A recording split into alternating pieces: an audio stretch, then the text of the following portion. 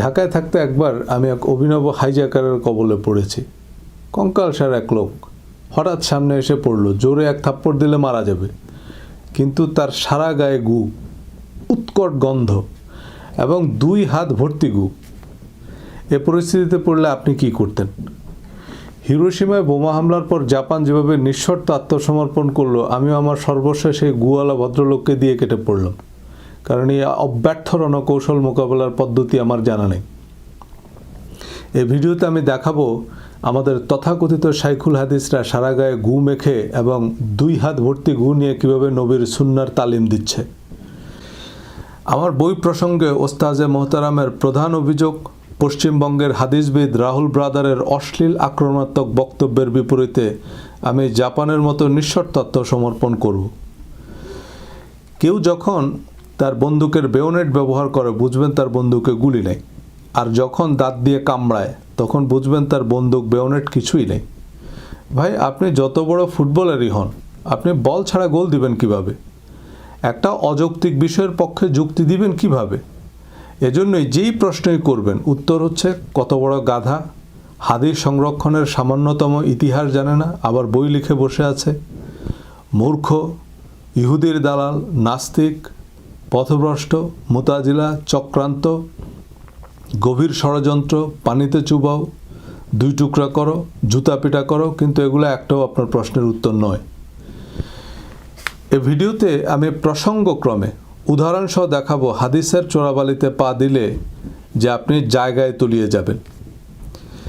তাবেই না তাবি মুয়াত্তা মালিকের ভূমিকা কি উনি লিখেছেন না লিখেননি, এ নিয়ে গালিগালাজের বিপরীতে মুয়াত্তা মালিকের শিষ্টাচার ও উত্তম কথা বলার হাদিসগুলো দেখাবো। হাদিস শাস্ত্রের সব গবেষকরা মুয়াত্তা মালিক সম্পর্কে জানে না, জানার প্রয়োজনও নেই। ইমাম মালিকের নাম জানতে হবে কেন? আমি যদি হার্ডকোর প্রশ্ন করি, ইমাম মালিককে হাদিস সংগ্রহ করতে বলেছে কে? ইমাম বুখারী কীভাবে বুঝলেন যে হাদিস সংকলনের দায়িত্ব ওনার উপর পড়েছে? রাহুল ব্রাদারের দাবি অনুযায়ী কোরআন এবং হাদিস যদি একটি পাখির 2টি ডানার মতো হয়, তবে এসব হাদিসের সংগ্রহ, সংকলন এবং সংরক্ষণও কোরআনের মতোই অপরিহার্য। কিন্তু কোরআনের কোন আয়াতে এসব হাদিস সংগ্রহ, সংরক্ষণের নির্দেশ দেওয়া হয়েছে? নবীজি যদি হাদিস সংরক্ষণের নির্দেশ দিয়ে যেতেন, তাহলে সে নির্দেশ ইমাম মালিক বা ইমাম বুখারীর আগে খলিফা হজরত আবু বকর এবং খলিফা হজরত ওমরের উপর বর্তায় না? খোলাফায়ে রাশিদিন বা নবীজির প্রধান সাহাবীরা এত গুরুত্বপূর্ণ, তাৎপর্যপূর্ণ নির্দেশ অমান্য করলেন কেন? হাদিস নাকি কোরআনের মতোই ওহী, তো সেই ওহীর সংরক্ষণে খোলাফায়ে রাশিদিন কোনো উদ্যোগ নিলেন না কেন? 100 বছর পর ইমাম মালিকরা অসম্ভবকে সম্ভব করতে জীবন উৎসর্গ করলেন, কিন্তু খোলাফায়ে রাশিদিনের জন্য এই কাজটা কত সহজ ছিল। কিন্তু এই সহজ কাজটা ওনারা করলেন না কেন? কারণ খুব পরিষ্কার, নবীজি তাদের এই নির্দেশ দেননি। হজরত আবু বকর অ্যাডমিনিস্ট্রেশন হাদিস সংগ্রহ করলে তা হতো কনসাইজ, কনক্রিট এবং কমপ্লিট। কোনো কাজ কমপ্লিট না হলে সেটা কি কাজ বলে ধরা হয়? খোলাফায়ে রাশিদিনের সময় হাদিস সংরক্ষণ করা হয়নি বা সংকলন করা হয়নি, এটা শুধু নিশ্চিত নয়, খোলাফায়ে রাশিদিন ইসলামকে সব কথিত হাদিসের দূষণ মুক্ত রাখতে সম্ভাব্য সব ব্যবস্থাই করেছেন। উমাইয়া আব্বাসীয়রা বিরোধী মত দমন, মনগড়া শরিয়া আইন প্রণয়নের জন্য কোরআন বহির্ভূত হাদিস ম্যানুফ্যাকচারিং শুরু করে। ঈসা আলাইসাল্লাম নিশ্চয়ই নিজেকে আল্লাহর পুত্র বলেননি, কিন্তু তার উম্মতরা তাকে খোদা বানিয়েছে। আমাদের নবীর নামে লক্ষ লক্ষ মিথ্যা হাদিস বড় বড় ইমাম শাইখুল হাদিসরাই বানিয়েছে, হিটলার মুসলিনি বানায়নি। দুনিয়ার সবচেয়ে বড় মুহাদ্দিসকে একটা হাদিস দিলে তিনি সেই হাদিসের তারিখ বলতে পারবেন? তারিখ ছাড়া হাদিস এক্সিকিউট করবেন কিভাবে? আপনি সনদ মতন সহি হাদিসের আলোকে যে বিধান দিচ্ছেন, কোরআনের নতুন আয়াত নাজিলের সাথে সাথে সে বিধান বদলে গেছে। যেমন নবীজি সাল্লাল্লাহু আলাইহি সাল্লাম কোনো খাবারকে হারাম বলেছেন, সূত্র মতে হাদিস সহি, কিন্তু পরবর্তীতে কোরআনের আয়াত নাজিল হয়েছে যে আজ আমি তোমাদের জন্য সে খাবারগুলো হালাল করে দিলাম যা ইহুদিদের জন্য হারাম করেছি। এখন হাদিস কত তারিখের আর কোরআনের আয়াত কত তারিখের কীভাবে বের করবেন? হাদিসের জটিল জট খোলা যে অসম্ভব, তা নিয়ে আলোচনা করা যাক। আমি বিভিন্ন প্রমাণপত্র উপস্থাপন করব, তাই বেটার আমি আমার স্ক্রিন শেয়ার করি, আর বিভিন্ন আলেম ওলামাদের পাল্টাপাল্টি যুক্তিতর্ক উপস্থাপন করব, তাই মাঝে মাঝে আলোচনা একটু গরম হয়ে যাবে। ইমাম মালিক নিয়ে বৃত্তাকার বিতর্ক। এই বিতর্ককে বৃত্তাকার বলছি এজন্য যে আপনি যেখান থেকে বিতর্কটা শুরু করবেন আপনার সারা জীবন বিতর্ক শেষে আপনি দেখবেন যে আপনি একই জায়গায় আছেন। আমরা এই উদ্দেশ্যহীন, এই ফলাফলহীন এবং অন্তহীন যে বিতর্ক, তাতেই মূলত আমাদের গুরুত্বপূর্ণ সময় নষ্ট করি, যে কারণে কাজের কাজ আমাদের করা হয় না। আমার রিলিজিয়াস মাইন্ডসেট ভিডিও সিরিজ এবং রিলিজিয়াস মাইন্ডসেট বইয়ের মূল বক্তব্য হচ্ছে যে আপনারা কোরআন পড়ুন, বুঝে পড়ুন এবং কোরআন বহির্ভূত যত হাদিস, ফেকা, ইতিহাস, ফাজায়েলে আমল, উপন্যাস সব কিছু কোরআনের মানদণ্ডে যাচাই করে নেবেন, কারণ এসবের সত্যতা আমাদের পক্ষে নিশ্চিত হওয়া সম্ভব নয়। মুয়াত্তা ইমাম মালিকের ভূমিকা, অর্থাৎ ইমাম মালিক তার কিতাবের ভূমিকা লিখেছেন কি লিখেননি, বা ইমাম মালিক তাবি ছিলেন না তাবেই ছিলেন, এ নিয়ে আমরা জীবনভর বিতর্ক করতে পারবো। এবং এই বিতর্ক করতে গিয়ে আমরা যেটা করি সেটা হচ্ছে আমরা শেষ পর্যন্ত ওই মুয়াত্তা মালিকের যে হাদিস, সে হাদিসগুলো আমরা মানি না। সো গুরুত্বপূর্ণ বিষয়ের চেয়ে গুরুত্বহীন বিষয়কে আমরা বেশি গুরুত্ব দিচ্ছি। চলুন আমার বই এবং এই ভিডিও সিরিজ নিয়ে এই যাবৎকালে প্রাপ্ত সবচেয়ে গুরুতর অভিযোগ বলছি যে ন্যূনতম দায়িত্বশীল যারা, তাদের কাছ থেকে প্রাপ্ত অভিযোগ, এবং এই অভিযোগগুলোকে আমি আমলে নিচ্ছি এবং এজন্যই আমি এই অভিযোগগুলোকে অ্যাড্রেস করার চেষ্টা করব এই ভিডিওতে। চলুন, ইউসুফ আল ওবায়দি, ওনার সাথে আমার ব্যক্তিগত পরিচয় নেই, তবে উনি রকমারি থেকে আমার বইটি কিনেছেন, পড়েছেন এবং রকমারিতেই উনি একটা রিভিউ দিয়েছেন, অবশ্যই নেগেটিভ রিভিউ, এবং উনি 1 স্টার রেটিং দিয়েছেন। সো প্রথমতই উনি ওনার অবস্থানটা বুঝিয়ে দিয়েছেন যে উনি আমাকে ওনার শত্রু হিসেবেই বিবেচনা করছেন এবং সেই হিসাবেই উনি রিভিউটা লিখছেন। যেমন একটা হচ্ছে যে কোনো একটা বইয়ে যদি আপনি একটা ভুল খুঁজে পান, সেক্ষেত্রে আপনি যদি লেখককে আপনার প্রতিপক্ষ মনে না করেন, একটা নর্মাল কার্টিসি হচ্ছে যেটা, সেটা হচ্ছে আপনি তাকে জানাতে পারেন যে আপনার বইটা আমি কিনেছি, কিন্তু এই তথ্যটা ঠিক না, বা এই ইনফরমেশনটা আপনি ভুল দিয়েছেন। সেটা অবশ্যই অনেকেই জানিয়েছেন আমাকে এবং সেগুলো সময়ের সাথে সাথে কারেকশন করা হচ্ছে, এটা একটা স্বাভাবিক প্রক্রিয়া। তো প্রথমে উনি ওনার অবস্থানটা বুঝিয়ে দিয়েছেন যে উনি হচ্ছেন আমার প্রতিপক্ষ, বা আমাকে তিনি প্রতিপক্ষ হিসেবেই বিবেচনা করছেন আর কি। আচ্ছা, সর্বপ্রথম ইমাম মালিক হাদিস সংগ্রহ সংকলনের সফল ও আনুষ্ঠানিক উদ্যোগ নেন। তিনি মদিনার অধিবাসী ছিলেন, 93 হিজরিতে জন্ম, অর্থাৎ নবীজির ইন্তেকালের 83 বছর পর জন্ম। যাই হোক, মূল আর্গুমেন্টটা হচ্ছে যে তিনি 1 লক্ষ হাদিস থেকে যাচাই বাছাই করে 1800 হাদিস মুয়াত্তা স্থান দিয়েছেন, বাকি 98,000 হাদিস তার মিথ্যা বা বানোয়াট মনে হয়েছে। সো আমার আর্গুমেন্টটা হচ্ছে নবীজির ইন্তেকালের প্রথম শতকেই, সাহাবি তাবেঈদের যুগেই, খোদ মদিনাতেই যদি 1800 হাদিসের বিপরীতে লক্ষাধিক বানোয়াট কথা রটতে পারে, সলফে সালেহিনরাই রটাতে পারে, তো 1500 বছর পর ঢাকা বা নিউ ইয়র্কের অবস্থা কি হতে পারে। সো আমার মূলত এই হাদিস সংগ্রহ এবং সংকলনের ক্ষেত্রে যে ইনকনসিস্টেন্সি, এইটা যে কোরআনের মতো আপনার নির্ভুল নির্ভেজাল নয়, সেটা প্রমাণ করাই হচ্ছে মূল উদ্দেশ্য। এবং যে একই কারণে, সঙ্গত কারণেই এটা রিলিজিয়াস প্রভিশন হতে পারে না, কারণ রিলিজিয়াস প্রভিশন হতে হবে অবিতর্কিত। কোরআনের কোনো আয়াত নিয়ে কারো কোনো বিতর্ক নাই, কারণ কোরআন হাদিসের মতো সংরক্ষিত হয়নি। যদিও অনেকে বলে যে কোরআন তো সাহাবীদের মাধ্যমে সংরক্ষিত হয়েছে। সো কোরআন যদি সাহাবীদের মাধ্যমে সংরক্ষিত হয়, তাহলে কুল হুয়াল্লাহু আহাদ এই আয়াত নবীজির কাছ থেকে কোন সাহাবী শুনেছেন, তার কাছ থেকে কোন সাহাবী শুনেছেন, তার কাছ থেকে কোন সাহাবী শুনেছেন, কোন ইমাম এটা অথেন্টিকেট করেছেন, কোন ইমাম এটাকে সহি বলেছেন, কোন মুহাদ্দিস এটাকে জাল বলেছেন। তাহলে কোনো সাহাবীর নাম নাই, কোনো তাবের নাম নাই, কোনো ইমামের অথেন্টিকেশন সার্টিফিকেট নাই, কিন্তু কোরআনের একটা আয়াত নিয়ে কেউ আজ পর্যন্ত প্রশ্ন তোলেনি। তার মানে এইটার হেফাজতকারী হচ্ছেন স্বয়ং আল্লাহ। সো কোরআনের সাথে হাদিসের তুলনা চলে না।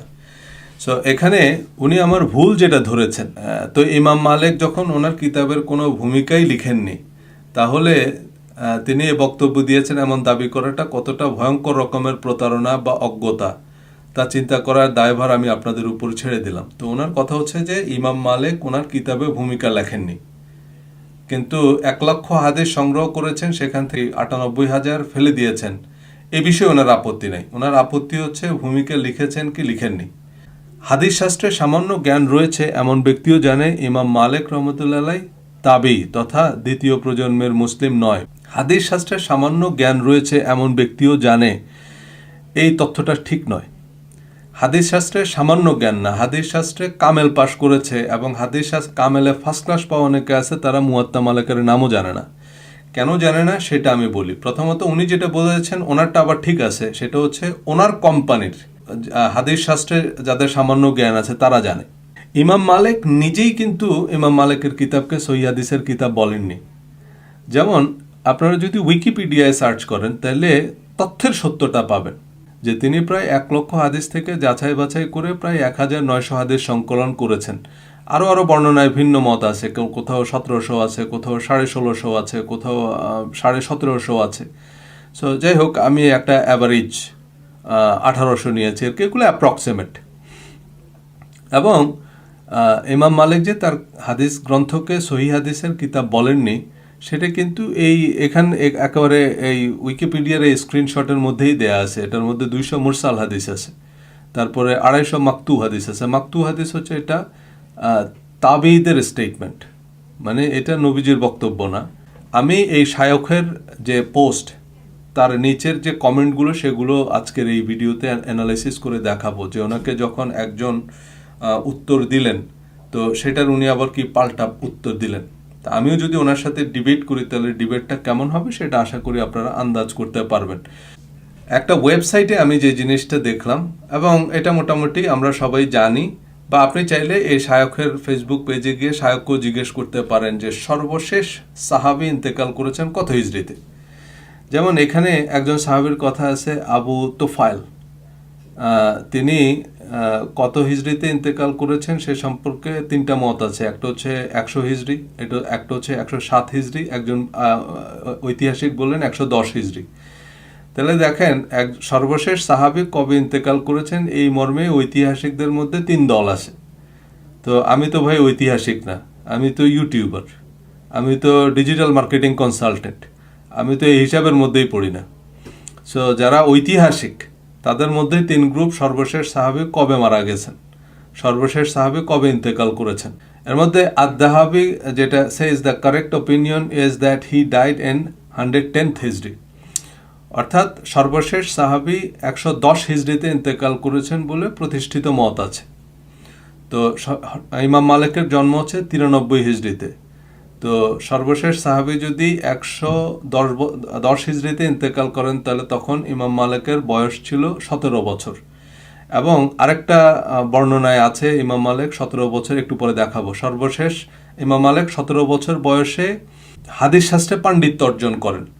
তাইলে যিনি মদিনায় জন্মেছেন, মদিনায় বেড়ে উঠেছেন, 17 বছর বয়সে হাদিস শাস্ত্রে পাণ্ডিত্য অর্জন করেছেন, এবং এই যখন সর্বশেষ সাহাবী ইন্তেকাল করেন তখন ওনার বয়স 17 বছর ছিল। এখন উনি কোনো সাহাবীর সাথে ওনার দেখা হয়েছে কিনা, সে সময় তিনি বালেগ ছিলেন কিনা, এগুলো তো বহু দূর। ইমাম মালিক নামে কেউ দুনিয়াতে ছিল এটাও আপনার আমার পক্ষে নিশ্চিত হওয়া সম্ভব না, এবং এটা আমাদের নিশ্চিত হওয়া খুব বেশি জরুরিও না। দেখুন, মাদ্রাসায় যারা কামেল পাশ করে, আমি বলেছি মূল ধারার মাদ্রাসা, মানে মাদ্রাসার শিক্ষা বোর্ডের অধীনে যে মাদ্রাসাগুলো, সেখানে যে কামেল পরীক্ষা হয় তাতে মুয়াত্তা মালিক পড়ানো হয় না। কেন পড়ানো হয় না? কারণ প্রথমত আমাদের দেশের মাদ্রাসা যারা মূল ধারার আলেম তারা হচ্ছে সব হানাফি, মানে হানাফি মাজহাবের আলেম। সেখানে যত ফাতোয়ার কিতাব পড়ানো হয় এগুলো হচ্ছে হানাফি মাজহাবের ফাতোয়ার কিতাব। সো মুয়াত্তা ইমাম মালিক, এবং ইমাম মালিকের কিন্তু আবার নিজের আলাদা মাজহাব, মালিকি মাজহাব। দেখেন আমাদের দেশে যত ঝগড়া এই হুজুরদের মধ্যে, দেখবেন কে নাভির উপরে হাত বাঁধবে না বুকের উপরে হাত বাঁধবে। মালিকি মাজহাবের নিয়ম হচ্ছে আপনি হাত বাঁধবেনই না। আর্মিদের মতো যেরকম ওই যে আরামে দাঁড়ায়, 2 হাত 2 দিকে ছেড়ে দেয়, এরকম তারা হাত বাঁধেই না, তাদের হাত ছাড়া থাকে। তারপরে মালিকি মাজহাবের সাথে হানাফি মাজহাবের উল্লেখযোগ্য পার্থক্য আছে। এবং এই মূল ধারার যে মাদ্রাসা, মানে যেগুলোকে আমরা আলিয়া মাদ্রাসা বলি, কওমি মাদ্রাসার শিক্ষকরা বা ছাত্ররা এই মাদ্রাসাগুলোকে মাদ্রাসাই মনে করে না। আলিয়া মাদ্রাসাকে তারা মনে করে এটা ব্রিটিশদের চক্রান্ত। আর বিভিন্ন বিশ্ববিদ্যালয়ের ইসলামিক স্টাডিজ ডিপার্টমেন্টকে তো তারা ইসলামের সাথে সম্পর্কিত কিছুই মনে করে না, তারা মনে করে এটা ইতিহাস ভূগোলের মতো একটা ডিপার্টমেন্ট, সেখানে তারা কি পড়তেছে এগুলো দুনিয়া আখেরাতে কোনো কাজেই লাগবে না। এজন্যই তারা এই যে কওমি মাদ্রাসা, আপনার এই যে হাটহাজারি বা দেওবন্দ, তারা মূল ধারার সাথে সম্পৃক্ত না, তাদের এই দুনিয়ার সার্টিফিকেট দরকার নেই। চলেন তাহলে আমরা প্রথমে দেখলাম যে ইমাম মালিকের তাবেঈ হওয়ার পসিবিলিটি আছে, বাট আমি তো গ্যারান্টি দিতে পারবো না, আমি কিভাবে এটা প্রমাণ করব। এখন একজন আমার কাছ থেকে প্রমাণ চেয়েছেন, দেখেন। প্রথম কথা, ইমাম মালিক রাহিমাহুল্লাহ তিনি তাবেঈ ছিলেন, তিনি কোথায় পড়েছেন? কোরআনে কোনো আয়াতে আছে যে তিনি বলেছেন যে তিনি মালিক কি ছিলেন, বা কোনো হাদিস দ্বারা কি প্রমাণিত? আচ্ছা, এখন ইমাম মালিক তাবেঈ ছিলেন কি তাবেঈ ছিলেন এই কথা তো কোরআনে থাকা সম্ভব নয়, এবং এই কথা হাদিসেও থাকা সম্ভব নয়। ওনার এই প্রশ্নের উত্তর আমি কি দিব আমি অবশ্য ঠিক বুঝতে পারছি না। যাই হোক, হারুন মেহেদি এই প্রশ্নের উত্তর দিয়েছেন, উনি কেন্ট ইউনিভার্সিটিতে পিএইচডি করেন, উনিও মাদ্রাসায় পড়েছেন এক সময়। এনিওয়ে, উনি রিপ্লাই দিলেন যে এই লোক এসব কি বলে। তিনি বলছেন ইমাম মালিক যে তাবেঈ ছিলেন এই তথ্য কি কোরআনে বা হাদিসে আছে? মানে কি তাবেঈ সম্পর্কে তথ্য কোরআন হাদিসে থাকা কি সম্ভব? একটা বলদ প্রকৃতির লোক। এখন একটা বিষয় হচ্ছে সেটা হচ্ছে আপনার প্রশ্ন দিয়ে বোঝা যাবে যে আপনার আসলে জ্ঞানের লেভেলটা কি। আপনার এই যে মোহাম্মদ ফারুক ওনার ভিডিওতে কমেন্ট করেছেন যে প্রথমেই তো শিরক করলো, একটা পাখির দুটি ডানা, একটা ছাড়া আর একটা অচল। মনে রাখবেন, এই কোরআন এবং হাদিস একটা পাখির দুটো ডানার মতো, একটা পাখির দুটো ডানার মতো। দেখুন, প্রথমে আমরা যদি এই রাহুল ব্রাদারের বক্তব্যকে কেন আমি সিরিয়াসলি নিচ্ছি, but he is now a big figure, উনি অনেক বড় ওয়াইজেন। এই যে আপনি দেখতেছেন 3,71,000 হচ্ছে ফলোয়ার, এবং মোটামুটি অনেক বড় বড় অনুষ্ঠানে উনি বক্তব্য দেন, অনেক বড় ওয়াইজেন, ওনার শিডিউল পাওয়া যায় না সহজে। সো এই যে অনেক বড় বড় শায়কদের সাথে মোটামুটি ওনার চলাফেরা আর কি। যাই হোক, রাহুল ব্রাদারের পুরো ভিডিওটা তো আর আমার পক্ষে দেখানো সম্ভব নয়, আপনারা ওনার পেজে গিয়ে দেখে নিতে পারেন। প্রায় 30 মিনিটের ভিডিওতে উনি বেশিরভাগ সময় মোটামুটি গালাগালি করলেন। আরেকটা অভিযোগ, ইমাম মালিকের নিকটে নাকি 98,000 মিথ্যা বানট মনে হয়েছে, তার জন্য তার মুওয়াত্তাতে নিয়ে আসেনি। এটা মিথ্যুক, এটা প্রতারক, এবং অজ্ঞতার কারণে এসব কথা বলছে, নচেত তিনি মিথ্যুক, অন্য কোনো তার উদ্দেশ্য আছে, অন্য কোনো মিশন আছে। তার মূল আর্গুমেন্টটাই ভিত্তিহীন, কোনো দলিল প্রমাণ ছাড়াই কথা বলছে। তারপরে আমি বলেছি 1 লক্ষ সনদ জানা, মানে ইমাম বুখারী 6 লক্ষ সনদ জানতেন। হাদিস ইমাম বুখারী মুহাদ্দিসদের নিকটে হাদিসের পরিভাষা মানে সনদ জানা, আর মূল মেসেজ থাকতে পারে 10,000, কিন্তু সনদ থাকতে পারে 6 লক্ষ। এতটা মূর্খ জানে না। তার আর্গুমেন্টটা, তার দলিলটা, তার প্রমাণটা, মূল উৎস যদি বাতিল হয়, তার বাকি যত যুক্তি দেবে অনার্থক, সবগুলো এমনি ভিত দুর্বল হয়ে যাবে, মাকড়সার জালের মতো দুর্বল হয়ে যাবে। কেন তার মূল আর্গুমেন্ট, মূল দলিল এটা যদি মিথ্যা, ধোঁকাবাজি, প্রতারণা হয়, তাহলে তার বাকি কথাগুলো তো অটোমেটিক এটা মানে ভিত্তিহীন হয়ে যাবে। এই নীতি, এই নিয়ম, এই উসুল আপনারা সকলে জানেন। আসেন তারপরে কথা শুনি। জি, এই নীতি, এই নিয়ম, এই উসুল আমরা সবাই জানি। এ পর্যন্ত যারাই কারো মতের বিরুদ্ধে কথা বলেছে, আমরা খুব তড়িঘড়ি করে তাদেরকে নাস্তিক প্রমাণ করে দিতে পারলেই তাদের আর বাকি কোনো কথাবার্তার জবাব আমাকে দেয়া লাগছে না। সনদ জানা এবং মতন জানা, এই যে ইমাম মালিক 1 লক্ষ হাদিসের সনদ জানতেন, আর মতন হচ্ছে 1800। এটা আমি জানি না ওনার আসলে হাদিস শাস্ত্রে জ্ঞান কতটুকু। ওনার একটা ভিডিওতে আমি দেখেছি যে ওনার বাড়ি হচ্ছে মূলত কলকাতায়, তো উনি পড়াশোনা করেছেন ইতিহাসে। ইতিহাস বলতে ইন্ডিয়ায় যে ইতিহাস পড়ানো হয় আর কি, এই ইতিহাস, এটা হচ্ছে ওনার একাডেমিক ব্যাকগ্রাউন্ড। বাট উনি ইসলাম ধর্ম সম্পর্কে জেনেছেন হচ্ছে মূলত এই স্বশিক্ষিত আর কি, নিজে পড়ে। এনিওয়ে, তো সনদ মতন সম্পর্কে উনি যে বক্তব্যটা দিয়েছেন, দেখুন, আমি আমার হাদিসের একেবারে প্রথম যে লেকচার, এই উনি যে ভিডিওটা থেকে আমার সমালোচনা করছেন, এটা হচ্ছে আসলে হাদিস নিয়ে আমার 5ম ভিডিও। হাদিস নিয়ে আমার প্রথম ভিডিও যেটা, সেটাতেই আমি কিন্তু এইসব হাদিসের টার্মিনোলজিগুলো ব্যাখ্যা করেছি। এখন ওনার বিষয়টা হচ্ছে সেটা হচ্ছে আমরা কাছাকাছি বয়সের, কিন্তু পড়াশোনা আমি একটু লাভ দিছিলাম। আমি 5 থেকে দাখিল পরীক্ষা দিয়ে দিচ্ছি, মধ্যখানে আর পড়িনি, এই জন্য আমি ওদের থেকে সিনিয়র হয়ে গেছি অনেক। তো উনিও এরকম শায়খের মতো ওই ক্লাস 5 থেকে মেট্রিক পরীক্ষা দিয়ে দিছে, তো ওনার ওই মাঝখানে জিনিসগুলো আর জানা হয় নাই আর কি। আমার হাদিসের প্রথম ভিডিওতেই এই সনদ মতন নিয়ে কথা বলেছি, এই বেসিক টার্মগুলো আমি পরিষ্কার করেছি। সো যারা ধারাবাহিকভাবে আমার ভিডিওগুলো দেখেছেন বা যারা আমার বই পড়েছেন তারা জানেন। এখন উনি বিক্ষিপ্তভাবে বিচ্ছিন্নভাবে আমার 3 মিনিট নিয়ে এরপর হচ্ছে বেশিরভাগ সময় উনি আমাকে শুধু গালিগালাজি করলেন যে মূর্খ, প্রতারক, হাদিস ইতিহাস জানে না, ভূগোল জানে না, পরিণীতি জানে না, হাদিসের বিজ্ঞান জানে না, কেমিস্ট্রি জানে না, ইত্যাদি ইত্যাদি বললেন। কিন্তু মূল যে বক্তব্যটা যে ইমাম মালিক 1 লক্ষ হাদিস জানতেন বা 1 লক্ষ হাদিস সংগ্রহ করেছেন, কিন্তু সেখান থেকে ওনার মুয়াত্তায় হাদিস আছে 1800, বাকি যে 98,000 প্লাস হাদিস, সে হাদিসগুলো কই? সে হাদিসগুলোর কিন্তু কোনো অস্তিত্ব নেই। এখন কথিত আছে যে ইমাম বুখারী 6 লক্ষ হাদিস জানতেন, কিন্তু ওনার কিতাবে হাদিস আছে অ্যারাউন্ড 7,000, আর বাকি হাদিসগুলো কই? ইমাম আহমদ ইবনে হাম্বল সম্পর্কে বলা হচ্ছে যে উনি 7 লাখ হাদিস জানতেন, আবার কোনো কোনো হুজুর বলতেছেন যে উনি 13 লাখ হাদিস জানতেন, কিন্তু ওনার কিতাবে হাদিস আছে অ্যারাউন্ড 40,000। তো বাকি হাদিসগুলো গেল কই? তো উনি যে ব্যাখ্যাটা দিলেন সেটা হচ্ছে উনি 7 লাখ হাদিস জানতেন মানে 7 লাখ হাদিসের সনদ জানতেন, বা 1 লাখ হাদিস জানতেন মানে 1 লাখ হাদিসের সনদ জানতেন, বাকি যে 1800 এটা হচ্ছে মতন। সনদ মতন মানে কি? আমি বারবার বলেছি যে সারা দুনিয়ার যত হাদিস গ্রন্থে যত হাদিস আছে, সিঙ্গেল ফ্যাক্ট অ্যান্ড অ্যাক্ট অনুযায়ী হাদিস আছে 3,500 অ্যাপ্রক্সিমেট। এই সিঙ্গেল ফ্যাক্ট অ্যান্ড অ্যাক্ট এটাকেই আরবিতে বলে মতন। মতন মানে হচ্ছে স্টেটমেন্ট। যেমন তোমরা দাড়ি বড় করো, গোপ ছোট করো, এটা হচ্ছে একটা স্টেটমেন্ট। এখন এই স্টেটমেন্টটা ধরেন 100 জন সাহাবী বর্ণনা করছে, তাহলে সূত্র 100টা বা সনদ 100টা। সনদ মানে হচ্ছে সূত্র। সো সূত্র হচ্ছে 100, কিন্তু স্টেটমেন্ট হচ্ছে একটা, বক্তব্য একটা। ইমাম বুখারী 6 লাখ হাদিস জানতেন, সেখান থেকে উনি 7,000 হাদিস ওনার কিতাবে রেখেছেন, এটা হচ্ছে মতন। এটা সত্যি না। আপনারা উইকিপিডিয়ায়ও যদি সার্চ দেন, বাংলায় বুখারী শরীফ লিখে, তাহলেই পাবেন যে বুখারী শরীফের মধ্যে যে 7,000 হাদিস আছে তার মধ্যেই সিঙ্গেল ফ্যাক্ট অ্যান্ড অ্যাক্ট অনুযায়ী মানে ইউনিক হাদিস আছে 2230টা। তার মানে এই 2230টাই হচ্ছে মতন। তার মানে একই স্টেটমেন্ট ইমাম বুখারী অন্তত 3টা আলাদা আলাদা সূত্র থেকে বর্ণনা করেছেন। তাহলে এই যে সনদ মতন নিয়ে উনি যে বক্তব্যটা দিলেন, এটা মোটামুটি আন্দারে হাইকোর্ট দেখানো। এটা হয় উনি নিজে জানে না, অথবা উনি বুঝতেছে যে আমার বক্তব্য যারা শুনতেছে তারা হাদিস সম্পর্কে কিছুই জানে না, তাদেরকে আমি যা বলবো তারা সেটাকেই বিরিয়ানি মনে করে খাবে। আমরা চলেন একটু এই শায়খের আলোচনায় যাই। শায়খ হাদিস শাস্ত্রে পণ্ডিত ব্যক্তি বলেই মনে হচ্ছে আর কি, অ্যাটলিস্ট ওনার সম্পর্কে আমি ওনার প্রোফাইল ঘেটে যেটুকু বুঝলাম। কিন্তু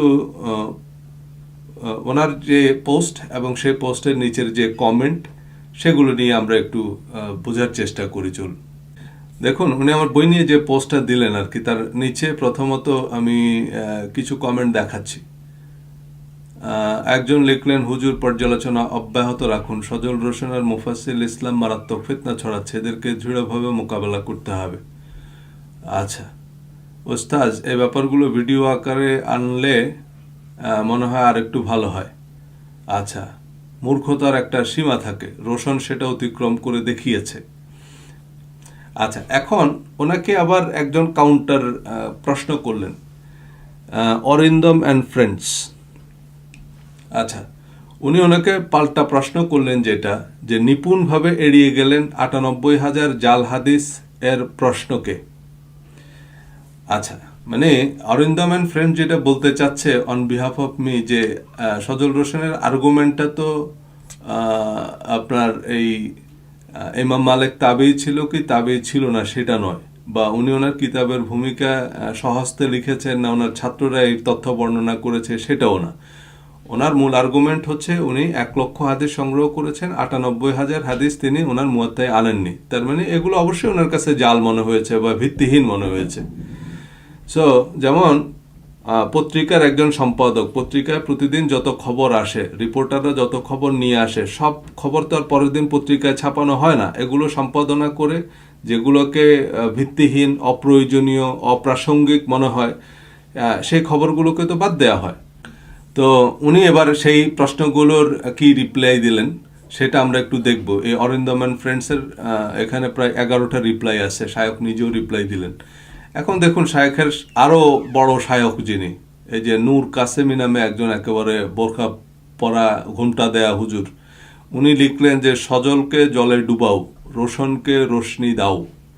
আবার ইউসুফ আল ওবায়দি আরবিতে খুব তাজিম করে রিপ্লাই দিলেন আর কি, ওস্তাজিল আলী।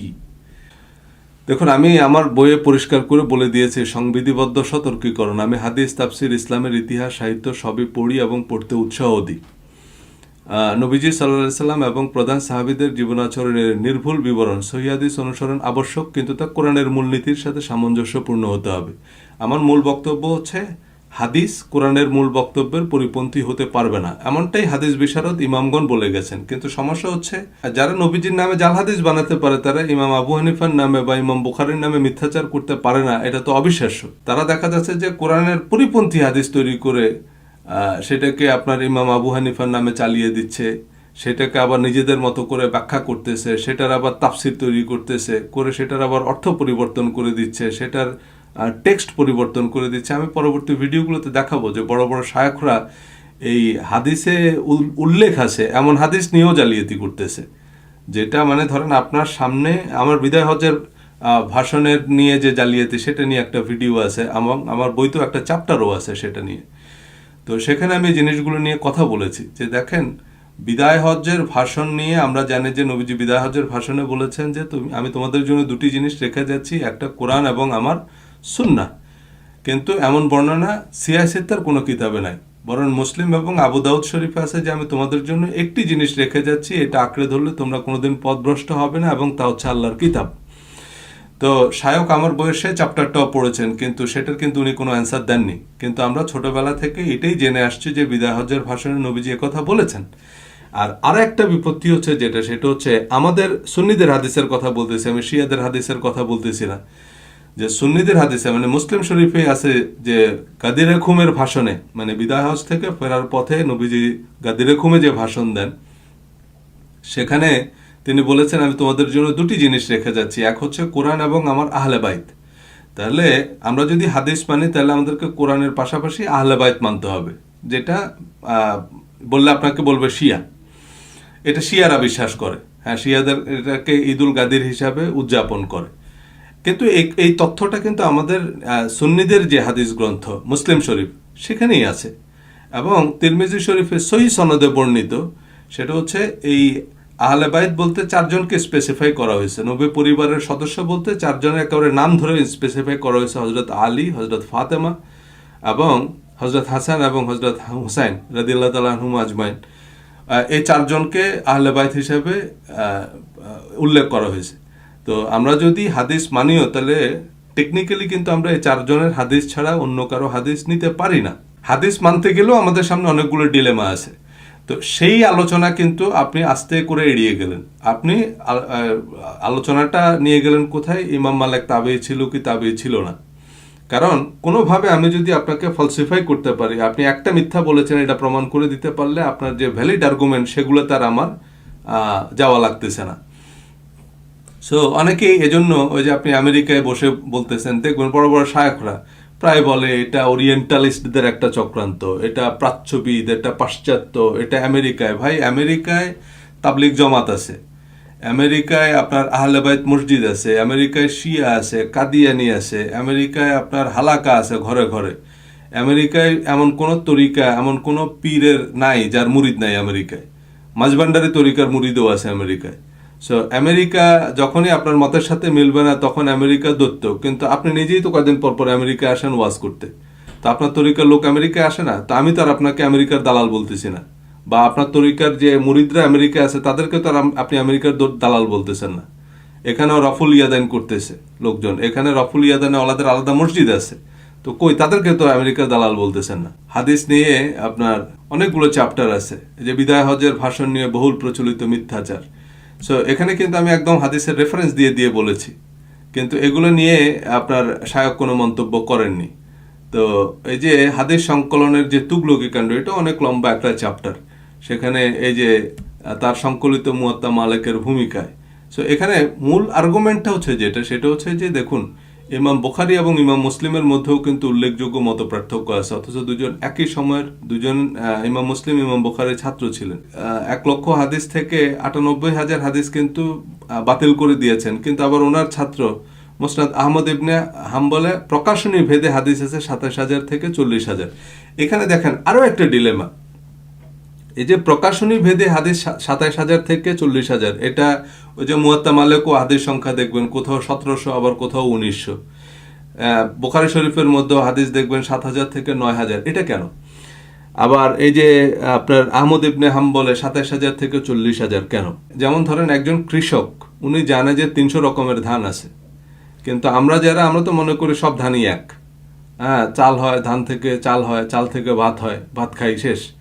কিন্তু একটা কৃষক জানে যে 300 রকমের ধান হয়। এরকম আপনি যদি ধর্মের ভিতরে ঢুকেন তাহলে আপনি দেখবেন যে এত এত সেকশন আছে এবং প্রতিটা সেকশনের আলাদা প্রকাশনী। যেমন ধরেন আমি একটা উদাহরণ দিই, দেওয়ানবাগীর আলাদা প্রকাশনী আছে, অথবা এমন কিছু প্রকাশনী আছে যারা দেওয়ানবাগীর বই প্রকাশ করে, বা কাদিয়ানীদের নিজস্ব প্রকাশনী আছে, জামাত ইসলামের নিজস্ব প্রকাশনী আছে, বা এমন কিছু প্রকাশক আছে তারা শুধু জামাত ইসলামের বই প্রকাশ করে, তারা শুধু হেফাজত ইসলামের বই প্রকাশ করে, বা তারা মাঝভান্ডারী তরিকার বই প্রকাশ করে।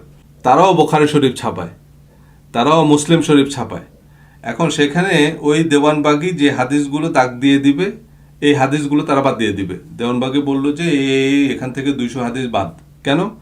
এটা উনি স্বপ্নযোগে ইমাম বুখারী ওনাকে জানাইছে এই হাদিসগুলো আসলে বুখারী শরীফের অংশ না, এগুলো জালিয়াত চক্র পরবর্তীতে যোগ করছে। সো ওই ওনার প্রকাশক এই হাদিসগুলো বাদ দিয়ে দিবে এবং ওনার মুরিদরা ওই প্রকাশনীর বই কিনবে, এবং উনি হয়তো 50টা হাদিস যোগ করে দিল, এবং ওনার মুরিদরা ওই প্রকাশনীর আপনার বুখারী শরীফই কিনবে। ঠিক কাদিয়ানীদের বুখারী শরীফ আলাদা, সে কাদিয়ানীরা তাদের প্রকাশনীর বুখারী শরীফই কিনবে। তারা আপনার ওই ইসলামিক ফাউন্ডেশনের যে বুখারী শরীফ সেটাকে তারা বিকৃত মনে করে। এরকম ওই আহলে হাদিসদের বুখারী শরীফ আলাদা। এরকম সবাই নিজেদের মতো করে হাদিস কাটছাট করে নিয়েছে। এজন্য প্রকাশনী ভেদে হাদিসের সংখ্যায় গড়মিল আছে। আপনার আলিয়া মাদ্রাসায় যে বুখারী শরীফ পড়ায়, আবার কওমি মাদ্রাসায় যে বুখারী শরীফ পড়ায়, তাতেও হাদিসে গন্ডগোল, গড়মিল আছে। সো এটা এটা এটা একটা মানে আমি কি বলবো, এটা শুধু চোরাবালি বললে কম বলা হবে। এটা এক মহাসমুদ্র। আপনি এর মধ্যে যদি একবার পা দেন, আপনি এর কোনো কুলকিনারা খুঁজে পাবেন না। শেষ পর্যন্ত আপনাকে ওই হুজুর যাহা বলে তাহাই চোখ বন্ধ করে মানতে হবে। এনিওয়ে, ফিকাহ নিয়ে আমার একটা চ্যাপ্টার আছে। যেমন আপনার এই যে রাহুল ব্রাদার প্রশ্ন করলেন যে আমি হাদিস এবং ফিকার পার্থক্য বুঝি না, যে ইমাম আবু হানিফা এবং ইমাম শাফির আপনার ইমাম আবু হানিফা এবং ইমাম মালিকের মধ্যে যে মত পার্থক্য সেটা হাদিস নিয়ে নয়, সেটা ফিকহ নিয়ে। তো এটার কারণটা কি সেটা বলি। এই রাহুল ব্রাদার হচ্ছে মূলত আহলে হাদিস আন্দোলনের উনি একজন সিপাহ সালার। এখন ওনাদের বিষয়টা হচ্ছে কি, ওনারা আক্ষরিক অর্থে মানে কার্যত আপনার এই যে আহলে হাদিস, তাই না? যেমন ধরেন এই তারা আহলে কোরআন বলে যে এরা শুধু কোরআন মানে হাদিস মানে না। তো আমি যদি এটাকে এভাবে ইন্টারপ্রেট করি, ওনারা আহলে হাদিস মানে ওনারা হাদিস মানে কোরআন মানে না, এবং কার্যত তাদের যে আপনারা দেখবেন সব কিছুতেই তারা হাদিস থেকে রেফারেন্স দেয়, তারা হাদিসই পড়ে। কোরআন যখন প্রয়োজন পড়ে আর কি, হাদিসের সাথে মিললে তারা কোরআন থেকে রেফারেন্স নেয়, আদারওয়াইজ নেয় না। সো আমি যে কথা বলতেছি যে আপনি কোরআনের সাথে মিললে আমি শুধু হাদিসকে অ্যাকসেপ্ট করব। কোরআনের সাথে কোরআনের পরিপন্থী যদি হয়, কোরআনের মূলনীতির সাথে যদি সাংঘর্ষিক হয়, তাহলে সেটা হাদিস হতে পারে না। তো তাদের ব্যাপারটা আবার তারা হাদিসটাকেই মূল ধরে, কিন্তু যদি হাদিসের সাথে মিলে তাহলে তারা কোরআনের স্টেটমেন্ট নেয়। আবার তারা আপনার ফিকহ মানে বিভিন্ন মাযহাবের ইমামদের মতামত বা আপনার স্কলারদের মতামতকে তারা অ্যাকসেপ্ট করে না। এই জন্য মাযহাব মানাকে তারা বেদাত বলে। তো উনি যেটা বললেন যে ইমাম মালিক এবং ইমাম আবু হানিফার মধ্যে মত পার্থক্য হচ্ছে ফিকহ নিয়ে। তো ফিকহ কি? ফিকহ তো বেসিক্যালি ওনারা তো হাদিসের ভিত্তিতেই এই সিদ্ধান্তগুলো দিয়েছেন। যেমন ধরেন ইমাম আবু হানিফার নিয়ম হচ্ছে নাভির নিচে হাত বাঁধতে হবে নামাজে। এখন এর কারণ হচ্ছে ইমাম আবু হানিফা এই নাভির নিচে হাত বাঁধার হাদিসকে সহিহ বলছে। মালিকি মাযহাবে হাত বাঁধার নিয়মই নাই। তার মানে কি, ইমাম মালিক নাভির নিচে হাত বাঁধার হাদিসটাকে সহিহ মনে করেননি, তিনি মনে করেছেন এই হাদিসটা সহিহ না। হাদিস নিয়ে তো গন্ডগোল, হাদিসের ভিত্তিতেই তো এই ইখতিলাফ। তো তো উনি বেসিক্যালি ফিকাটা যেহেতু উনি মানবেন না, এ কারণে উনি ফিকাটাকে আলাদা করে সেটাকে বাতিল করে দিলেন। হাদিস পরস্পর বিরোধী হাদিস আছে, সেসব নিয়ে তো আমরা অনেক আলোচনা করেছি, আমার বইতে আমি রেফারেন্স দিয়েছি, আমার ভিডিওতে আমি সেগুলো নিয়ে কথা বলেছি। দেখুন, আমার বইয়ের 212 পৃষ্ঠায় আমি একটি হাদিস উল্লেখ করেছি। হযরত আবু হুরায়রা রাদিয়াল্লাহু তাআলা আনহু হতে বর্ণিত, রাসূলুল্লাহ সাল্লাল্লাহু আলাইহি সাল্লাম বলেছেন, মুনাফিকের চিহ্ন হলো 3টি: কথা বললে মিথ্যা বলে, ওয়াদা করলে তা খেলাপ করে, আমানতের খেয়ানত করে, যদিও সে রোজা রাখে এবং নামাজ পড়ে। অপর হাদিসে 4টি বৈশিষ্ট্য উল্লেখ করা হয়েছে, চতুর্থটি হলো ঝগড়া করলে গালিগালাজ করে। তাহলে ঝগড়ায় গালিগালাজ করা এটা মুনাফিকের 4টা বৈশিষ্ট্যের মধ্যে একটা বৈশিষ্ট্য। মানে কেউ যদি ঝগড়ার সময় গালিগালাজ করে, অশ্লীল অশোভন কথাবার্তা বলে, তাহলে সে 25% মুনাফিক অ্যাটলিস্ট। এবং এই যে বললেন যে এই হাদিস বুখারী শরীফেই আছে 4 বার। তাহলে রাহুল ব্রাদার যে কথা বললেন যে সনদ মতন আপনাকে যে হাইকোর্ট দেখালো একটু আগে, এরকম 4 বার আছে বুখারী শরীফে। তার মানে সেম স্টেটমেন্ট, কিন্তু সূত্র 4টা। তাহলে একই হাদিস একাধিক সূত্রে কিন্তু একাধিকবার বর্ণিত। আমার বইয়ে একটা চ্যাপ্টার আছে, নবীর সুন্নাহ কি বলার কথা বলছি। এই চ্যাপ্টারে আমি মুয়াত্তা মালিকের কিছু হাদিস উল্লেখ করেছি। এই যে মুয়াত্তা মালিক, book number 47, chapter 2, hadith number 9. The messenger of Allah sallallahu alaihi wasallam said, every deen has an innate character and the character of Islam is modesty. যে প্রতিটা ধর্মের একটা সহজাত বৈশিষ্ট্য আছে এবং ইসলাম ধর্মের বৈশিষ্ট্য হচ্ছে মডেস্টি, বিনয়, ভদ্রতা, শিষ্টাচার। তার মানে বিনয়, ভদ্রতা, শিষ্টাচার যার মধ্যে নাই, সে ইসলাম ধর্মের অন্তর্ভুক্তই নয়। এর পরের হাদিস মুয়াত্তা মালিকেরই, book number 47, book of anger, chapter 2, hadith number 10. The messenger of Allah said, modesty is part of iman. বিনয়, ভদ্রতা ইমানের অংশ। তো এই কথাগুলো এজন্য বলে দিলাম যে দেখেন, ইমাম মালিকের ভূমিকা নিয়ে, এবং ইমাম মালিক তাবিঈ ছিলেন বা তাবিঈ ছিলেন না, এই নিয়ে আপনি অশ্লীল, অকথ্য, অশালীন ভাষায় কথা বললেন, এবং সেটা বলতে গিয়ে আপনি মুমিনের তালিকা থেকেই কিন্তু বাদ পড়লেন। কারণ বিনয়, ভদ্রতা, শিষ্টাচার এটা ইমানের অংশ, এবং এটা মুয়াত্তা মালিকেরই হাদিস। তাহলে মুয়াত্তা মালিকের ভূমিকার চেয়ে কিন্তু আপনি মুয়াত্তা মালিকের হাদিসগুলো পড়েন, সেগুলো আমল করেন।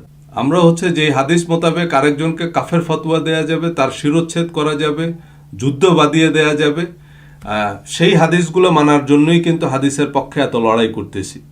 তখন বলতেছি হাদিস ছাড়া নামাজ পড়বেন কিভাবে। এগুলো হচ্ছে হাদিসের বিজ্ঞাপন, যে হ্যাঁ আপনার ইন্টারনেট তো লাগবে, ইন্টারনেটের সুবিধা। কিন্তু আমি কথা বলতেছি সাইবার ক্রাইম নিয়ে, যে ইন্টারনেট অবশ্যই লাগবে, বিদেশি কোম্পানি অবশ্যই ব্যবসা করবে বাংলাদেশে, কিন্তু বিদেশি কোম্পানি যদি ইস্ট ইন্ডিয়া কোম্পানির মতো আমার দেশ দখল করে ফেলে, তখন তো সেই ইস্ট ইন্ডিয়া কোম্পানির বিরুদ্ধে আমার যুদ্ধ করা লাগবে। সো হাদিস নিয়ে কথা বলতেছি যে যখন এই যে জালিয়াত চক্র নবীজির নামে জাল হাদিস বানিয়ে, মিথ্যা হাদিস বানিয়ে তাদের উদ্দেশ্য হাসিলের চেষ্টা করতেছে, যখন মানুষকে বোকা বানিয়ে, মানুষকে হাইকোর্ট দেখিয়ে তারা ধর্মের নামে আপনার নৈরাজ্য সৃষ্টি করতেছে, সো সেই জালিয়াত চক্রের বিরুদ্ধে আমি কথা বলতেছি, সেই জালিয়াত চক্রের হাদিসগুলোর বিরুদ্ধে কথা বলতেছি। নবীজির অনেক আপনার হাদিসে, আমি হাদিস নিয়েও কিন্তু ভিডিও বানাবো, আমি দেখাবো যে জালিয়াত চক্র হাদিস মানে না। এই জালিয়াত চক্র যে হাদিস বিরোধী, তারা যে হাদিসের নামে হাদিসের বিরোধিতা করতেছে, সেই জিনিসগুলো কিন্তু আমি দেখেন সূরা বাকারার 83 নম্বর আয়াত, সূরা বাকারার 83 নম্বর আয়াতের এই অংশটুকু একজন আমাকে পাঠিয়েছেন, আমার বইতে আমি উল্লেখ করেছি যে তোমরা আল্লাহ ছাড়া কারো ইবাদত করবে না, সদাচরণ করো পিতামাতা, আত্মীয় স্বজন, ইয়াতিম মিসকিনের সাথে, আর মানুষকে উত্তম কথা বলো, সালাত কায়েম করো এবং জাকাত প্রদান করো। তাহলে দেখেন এই তালিকা গুরুত্বের ক্রম অনুযায়ী সাজানো। 1 নম্বর আল্লাহ ছাড়া কারো ইবাদত করবে না, 2 নম্বর পিতামাতার সাথে সদাচরণ করবে, 3 নম্বর ইয়াতিমের সাথে সদাচরণ করবে, 4 নম্বর মিসকিনের সাথে ভালো আচরণ করবে, 5 নম্বর মানুষের সাথে সুন্দর কথা বলবে।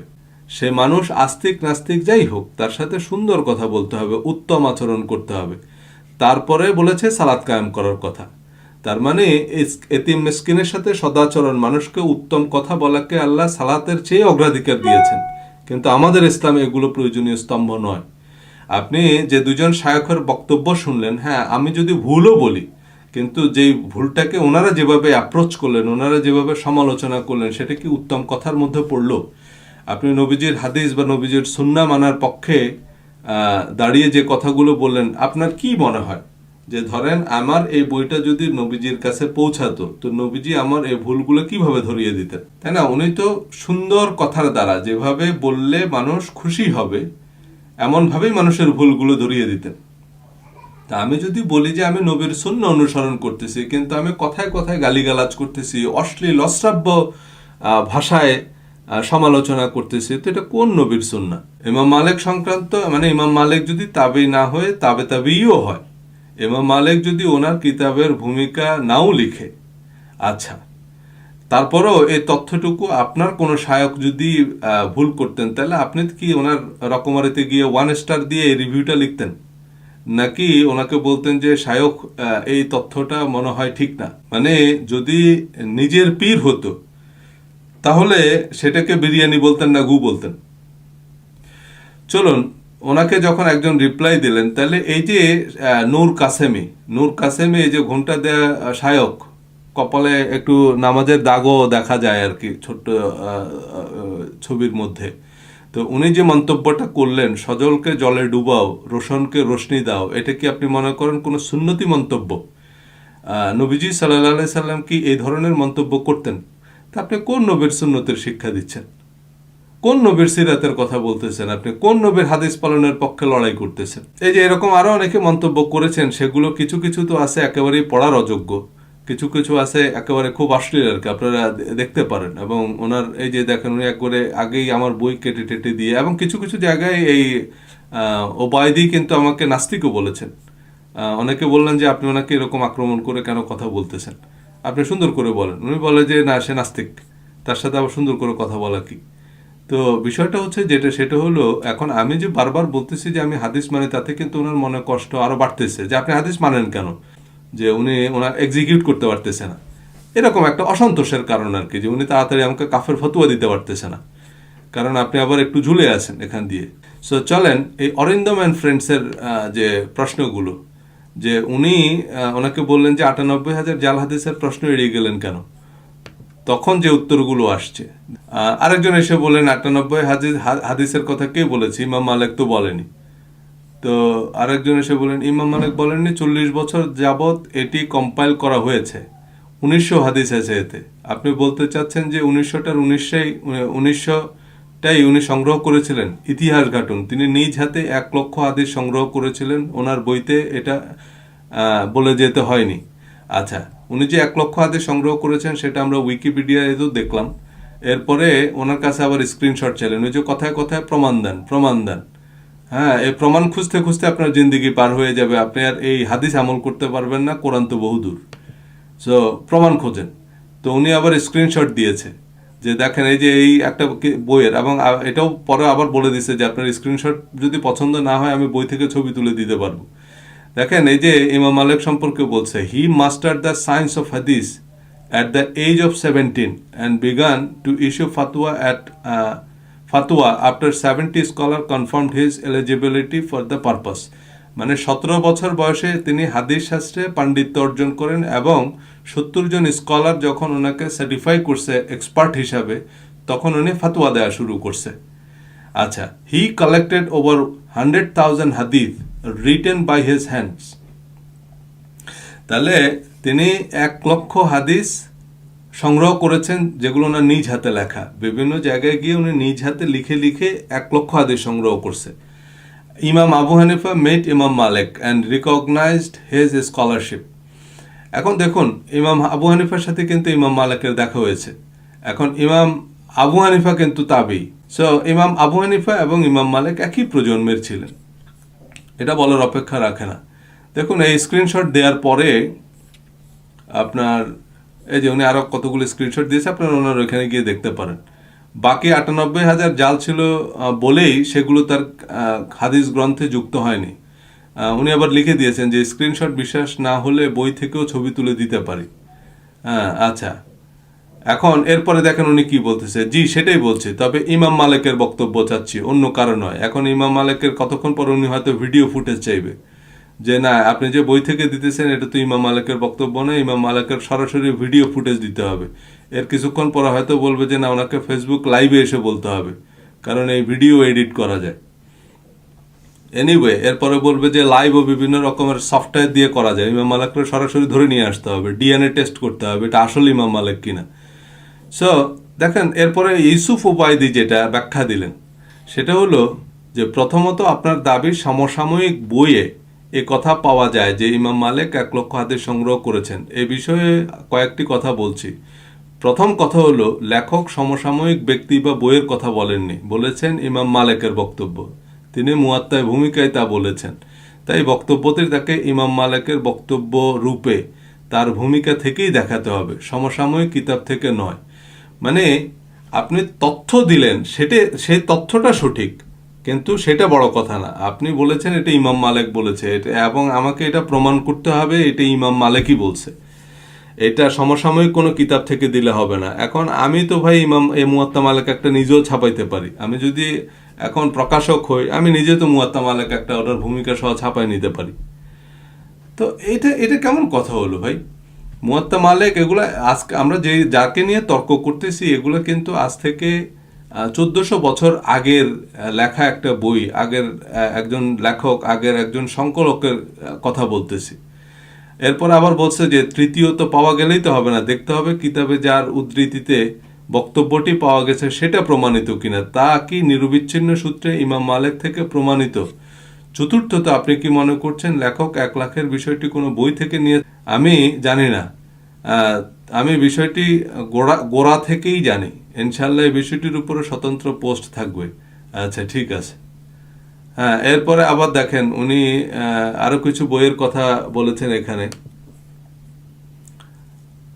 এবং সেই যুগে এমনই ছিল। এই যে কিতাবুল আসার, মুয়াত্তা মালিক, মুসান্নাফে আব্দুর রাজ্জাক, মুসান্নাফে ইবনে আবি শাইবা, মুসনাদে আহমদ, জামে সুফওয়ান সাউরি, প্রসিদ্ধ 6 কিতাবের কোনোটি হাদিসের ইমাম মুহাদ্দিসগণ কোনো ভূমিকা লেখেননি। এই যে উনি যে কিতাবগুলোর নাম লিখছেন, এই যে অনেকগুলো কিতাব এখানে মুসনাদ আহমদ এবং মুয়াত্তা মালিক ছাড়া আর বাকি যেগুলোর নাম বলেছেন এগুলো প্রসিদ্ধ কিভাবে? এগুলো উনি কতগুলো মুখস্থ করে রাখছে। আপনি যখনই বলবেন এগুলো নিয়ে প্রশ্ন তুলবেন তখন উনি বলবেন যে আপনি মূর্খ, জাহেল, আপনি হাদিসের ইতিহাস জানেন না, হাদিসের ভূগোল জানেন না, হাদিসের কেমিস্ট্রি জানেন না।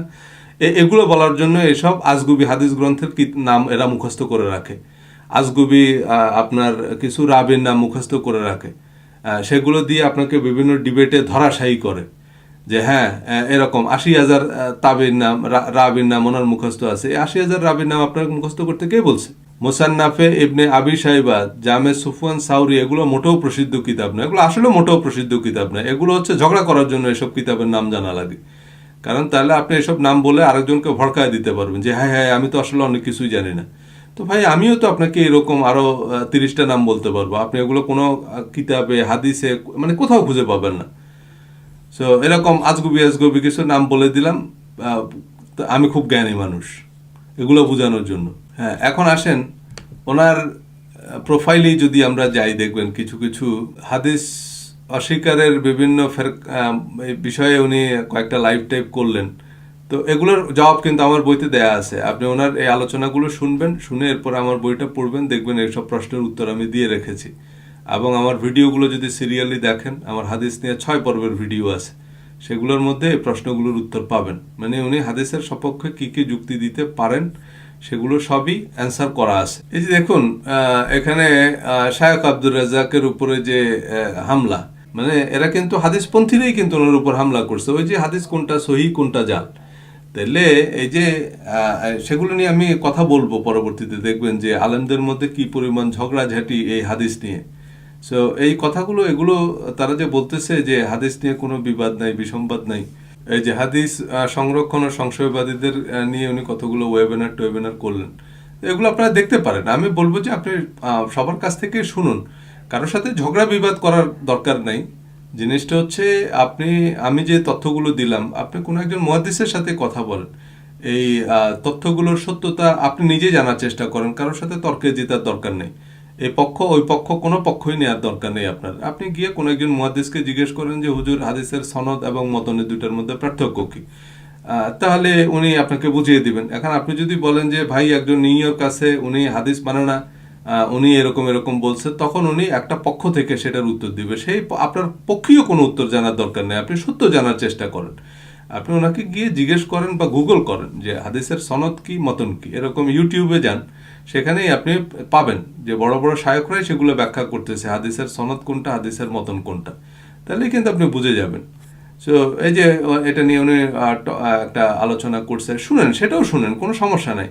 শুনলে আপনার কোনো ক্ষতি হবে না। আপনার যদি বিষয়ে ইন্টারেস্ট থাকে, আপনি হাদিস সম্পর্কে জানেন, মানে হাদিসের জটিলতা, এই হাদিসের জটিলতাগুলো না জানলে যেটা হবে, আপনাকে আরেকজন ঠকাবে। এবং কারণ হাদিসের এই জটিলতা আছে, যেমন দেখেন এখানে একজন আপনার এই যে ওনারই আরেক আর কি যে দরসুল হাদিস, হাদিস অধ্যয়নের সাধারণ নীতিমালা, মাওলানা আব্দুল হাকিম হাফিজাহুল্লাহ। যাই হোক, আলোচনা বেশ লম্বা হয়ে যাচ্ছে। এই শায়খের যে হাদিসের দর্স, এখান থেকেই আপনি জানবেন যে হাদিস শাস্ত্রের অন্তত 100টা আলাদা আলাদা শাখা আছে, এবং এই একটা শাখায় যদি আপনি আপনার সারা জীবন উৎসর্গ করেন, তাও আপনি সেই শাখাটা শেষ করতে পারবেন না। এই কথাটা সত্যি, এটা ইভেন 1000টা শাখাও হতে পারে। শায়খ নিজেই রেফারেন্স দিয়েছেন যে হাদিস শাস্ত্রের এই যে 100টা শাখা, এর মধ্যে একটা হচ্ছে জীবনী শাস্ত্র, সেটাকে বলে আসমাউর রিজাল। যাই হোক, আসমাউর রিজাল মানে হচ্ছে এই যে একটা হাদিস একজন সাহাবী শুনেছেন, তার কাছ থেকে আরেকজন শুনেছেন, তার কাছ থেকে আরেকজন শুনেছেন, তার কাছ থেকে আরেকজন, এভাবে আমাদের কাছ পর্যন্ত আসতে 15 থেকে 20 জনের একটা চেইন অফ নেরেশন। এই প্রত্যেকটা মানুষের পরিচয় এবং তাদের প্রোফাইল আমাদের জানা লাগবে, যে তারা কতখানি বিশ্বস্ত ছিলেন, তারা কে কোন তরিকার ছিলেন, কে কোন মাযহাবের ছিলেন, তারা কতখানি ঈমানদার বা আমানতদার ছিলেন। সো এই মানুষগুলোর নামের একটা তালিকা। শায়খের আলোচনায় আপনারা একটু শুনলেই দেখবেন যে শুধু দামেস্ক অঞ্চলের এই হাদিস বর্ণনাকারীদের জীবনী, সেটাই 80 খণ্ডের। আপনি আপনার সারা জীবন ধরে এই 80 খণ্ড পড়লেন, পড়ে মনে করলেন যে আপনি তো হাদিস শাস্ত্রে প্রভূত জ্ঞান অর্জন করলেন, কিন্তু এরপর ময়দানে এসে আপনি সেই আসমাউর রিজালের প্রথম খণ্ডের প্রথম পৃষ্ঠায় যে সাহাবের নাম, তার নাম নেওয়ার সাথে সাথে 10 জন এসে আপনাকে বলবে উনি মোতাজিলা ছিল, উনি খাড়াজিলা ছিল, উনি আমেরিকার দালাল, উনি রাশিয়ার দালাল ছিলেন। সো আলটিমেটলি আপনি দেখবেন যে এই যে যার নাম আপনি প্রথমেই নিলেন, ওনার মীমাংসাই আপনার হচ্ছে না। আপনি এই সিদ্ধান্তে পৌঁছাতে পারবেন না, কারণ সেই লোক নিয়েই দেখবেন যে 1000 রকমের বিতর্ক আছে। তো সেটা এই বিতর্ক থেকে, যে যারা শাইখুল হাদিস তারা কোন লেভেলের বিতর্ক করে এবং কি ধরনের ইস্যুতে বিতর্ক করে, সেটার কিছু উদাহরণ আশা করি আপনারা এর মধ্যেই পেয়েছেন। যাই হোক, মুয়াত্তা মালিকের ভূমিকা নিয়ে এই যে শায়খকে আরও কিছু প্রশ্ন করেছে কয়েকজন, তো উনি সেসবের উত্তর কী দিলেন। যেমন দেখেন, এই যে ইউসুফ আল উবাইদিকে একজন বললেন, ওস্তাদ আমি কয়েক মাস আগে এই লোকের বিকৃতি, ব্যাখ্যা, ভুল তথ্য, ভ্রাণ মতো দেখে ওকে কাফের বলে ফেলেছিলাম, কিন্তু কাফের বলার পর কিছুটা ভয়ে আছি, কিছু বলুন প্লিজ। তো ওস্তাদ যে উত্তরটা দিলেন আর কি আমার সম্পর্কে, যে সে কোরআনের অকাট্য অনেকগুলো বিধান অস্বীকার করেছে, এর যে কোনো একটি অস্বীকারই ঈমান না থাকার জন্য যথেষ্ট। আচ্ছা, মানে আমি কোরআনের অকাট্য অনেকগুলো বিধান অস্বীকার করেছি, এটা হচ্ছে ওনার বক্তব্য, কিন্তু কোন বিধানগুলো অস্বীকার করেছি উনি একটাও রেফারেন্স দেননি। যাই হোক, একজন আবার ওনাকে রিপ্লাই দিয়েছেন অন বিহাফ অফ মি, যে আপনি মিথ্যা বললেন। সে শায়ককে বলতেছে, আপনি মিথ্যা বললেন, আপনি একটা মিথ্যুক। সজল রোশন আপনার মতো ব্যবসায়ীদের ব্যবসা ভাঙতেই এসেছে, প্রথম থেকে সন্দেহ হচ্ছিল, এখন ক্লিয়ার হলাম, মিথ্যুক। সো দেখুন, বিষয় হচ্ছে যে মানে এই ধরনের কোনো একজন দায়িত্বশীল মানুষের এই ধরনের কথাবার্তা বলা, আমি জানি না, আপনারাই এই জিনিসগুলোর বিচার করতে পারেন যে ইমাম মালিক তাবেঈ ছিল কি তাবেঈ ছিল না, সেটা নিয়ে উনি রীতিমতো কাফের ফতোয়া দিয়ে বসে আছেন। এবং এই যে কাফের বলা, শিরোচ্ছেদ করা, এগুলাতে তাদের যে তৎপরতা, খুব দ্রুত, অতি দ্রুত এই জিনিসগুলো একটা কনক্লুশনে পৌঁছে যাওয়া আর কি সামহাও। দেখুন, এই যে রুহুল আমিন আবার ওনাকে বললেন যে আপনি তার ভিডিওগুলো আরও মনোযোগ দিয়ে দেখুন, আপনি দাঁত ভাঙা জবাব দিতে এসেছেন, আপনি নিজেই ভুল করছেন। যাই হোক, একজন ওনাকে প্রশ্ন করলেন যে আপনি কতটা নির্ভরযোগ্য এই লেখার ব্যাপারে। উনি হাদিস যাচাই বাছাইয়ের ব্যাপারে সাবধানতা অবলম্বন করতে, সাবধানতার কথা বলতেই পারেন। যাই হোক, অনেকগুলো রিপ্লাই আছে, আপনারা দেখে নিতে পারেন। ইমাম মালিক মুয়াত্তা মালিকের কোনো ভূমিকা লেখেনি, এটা তো সুনিশ্চিত বিষয়। তাকে বলেন মুয়াত্তা মালিক থেকে ইমাম মালিকের ভূমিকাটি রেফারেন্স সহকারে আমাদেরকে দেখাতে। কিয়ামতের আগ পর্যন্ত এটা সম্ভব নয়, কারণ ইমাম মালিক এমন কোনো কথা বলেননি। তো ইমাম মালিক যে এমন কোনো কথা বলেনি এটা আপনি প্রমাণ করেন, সেটাও কিয়ামতের আগ পর্যন্ত সম্ভব না। আচ্ছা, এরপর আরেকজন লিখেছে, আপনি কি ইমামকে ব্যক্তিগতভাবে চিনতেন? তিনি কি করেনি বা করেছেন সেটা আপনি বা কীভাবে জানলেন? যদি না লিখেই থাকেন, তার করা প্রশ্নের জবাব তো আপনি দিলেন না।